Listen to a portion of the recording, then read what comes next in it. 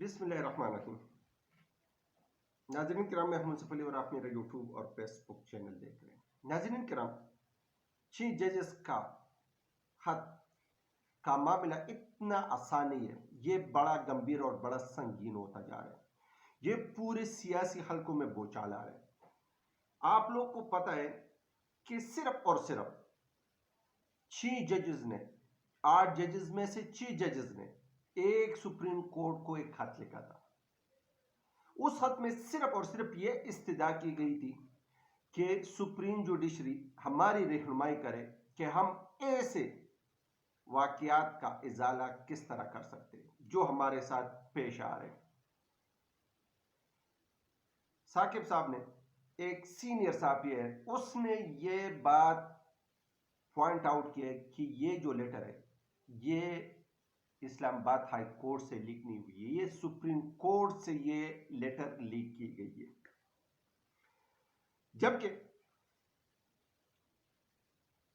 Full bench judiciary کا full bench نے meeting کی، اس میٹنگ میں اس لیٹر کے اوپر اظہار خیال کیا گیا اور پھر یہ اس پوائنٹ پہ متفق ہو گئے کہ یہ prime minister of Pakistan Shehbaz Sharif صاحب کے ساتھ ڈسکس کرنا چاہیے، اور یہ شہباز شریف صاحب کو اس نے میٹنگ کے لیے کال کی اور میٹنگ ہو گئی۔ میٹنگ میں جسٹس فائز عیسیٰ صاحب کا کچھ پوائنٹ جو لب لباب آپ لوگ کے سامنے رکھ رہا ہوں سامنے آئے، جس میں سینئر ججز بھی جسٹس فائز عیسیٰ صاحب کے ساتھ بھی موجود تھے، اور پی ایم پاکستان شہباز شریف صاحب کے ساتھ نذیر تار صاحب وہ بھی اس ملاقات میں شریک تھے۔ قاضی صاحب نے کہا کہ یہ کبھی بھی یہ قابل قبول نہیں ہوگی کہ ہمارے آزاد عدلیہ کے معاملوں میں اسٹیبلشمنٹ مداخلت کرے۔ یہ آئین اور قانون کے خلاف ہے۔ ہر ادارے کا ایک آئینی حق ہے اور اس آئینی حق میں رہتے ہوئے اپنے کام سر انجام دینا چاہیے۔ جبکہ اس بات پہ شہباز شریف صاحب نے اس کے بات کے ساتھ ہاں میں ہاں ملا دیا اور اس کو تسلی دی گئی ہے کہ آئندہ کے لیے ایسی کوئی حرکت آپ کو نظر نہیں آئے گی، اور اس کے لیے ہم پارلیمانی اجلاس بلا لیں گے۔ پارلیمانی اجلاس 3 دفعہ بلانے کا آرڈر ہوا تھا، لیکن 3 دفعہ کینسل کیا گیا، کیونکہ آپ کو پتہ ہے کہ ابھی فیصلہ ہونے۔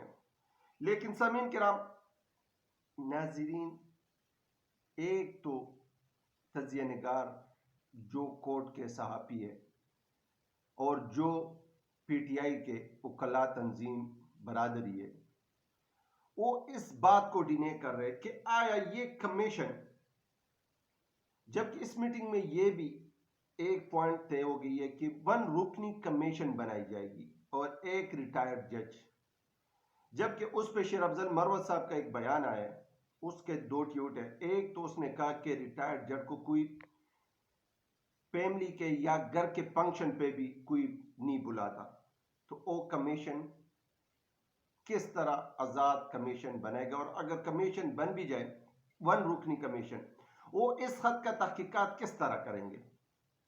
دوسرا، اس نے ایک بڑا اہم نقطہ اٹھایا، اس نے کہا کہ اگر جسٹس ہائی کورٹ کو یہ محسوس ہوا تھا کہ یہ 2018 سے یہ مداخلت ہو رہی ہے تو اس نے توہین عدالت کیوں نہیں لگائی۔ اس طرح باقی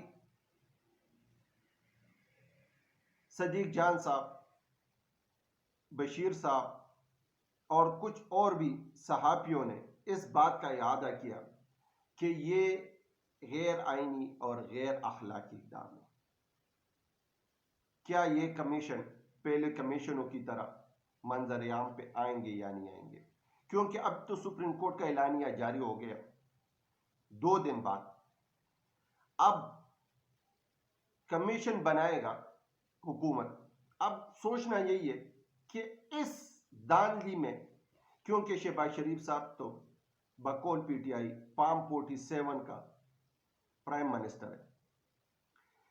اس سارے دانلے اور اس سارے نظام کا بینیفیشری تو شہباز شریف صاحب ہے. تو کیا شہباز شریف صاحب اپنے خلاف تحقیقات کرائیں گے؟ اور اس میں سب سے اہم رول جسٹس فائز عیسیٰ صاحب نے دیا ہے، اور ان کو بینیفیشری بنانے میں بھی جسٹس فائز عیسیٰ صاحب کا بقول تحریک انصاف کا رول تھا، اور اسی کو بلایا کہ آپ کمیشن بنا لیں. تو کیا شہباز شریف صاحب اپنی حکومت اور اپنے اوپر یہ کمیشن کارآمد اور سود مند ثابت کرے گا یا نہیں؟ یہ آنے والے وقت بتائے گا. جبکہ دوسری طرف گنڈاپور صاحب پہ بھی بڑے حملے ہو رہے، کیونکہ اس نے نقوی صاحب کے ساتھ ملاقات کی، گلے ملے. ایک ایسے بندے کے ساتھ ملاقات، ایک ایسے ایکس سی ایم پنجاب کے ساتھ ملاقات جس کے دور میں پی ٹی آئی پہ بڑے حملے ہوئے، اس کو دیوار کے ساتھ لگایا، لوگوں کی چادر اور چار دیوالی کی پائمالی کی، لوگوں پہ ظلم اور جبر ڈالے گئے.